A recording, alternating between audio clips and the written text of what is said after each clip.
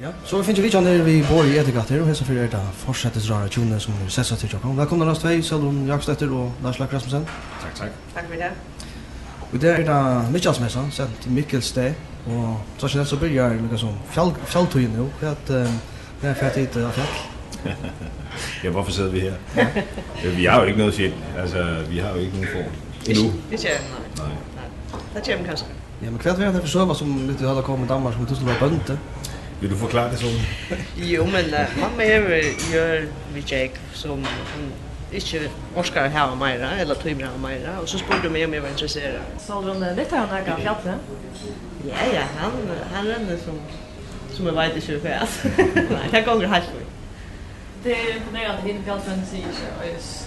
Nei, altså jeg er jo ikke novisa, for så vidt, så vi får nægget arbeidengar fra henne, og nu får jeg dit her, og standa dit her, og gengda det så det er ikke bare Lars, det er sånn, og bøttene jammer, det er vi. Hva er det fletta? Slagningen, selvsagningen? Ja, det har jeg ikke været med til endnu. Har du været med til det? Jeg har været ved nægget fener. Jeg kunne ikke gjort det ensamt. Jeg skulle nok kaffe sådan meget vedlejning, men jeg har været ved nægget fener i alt tid.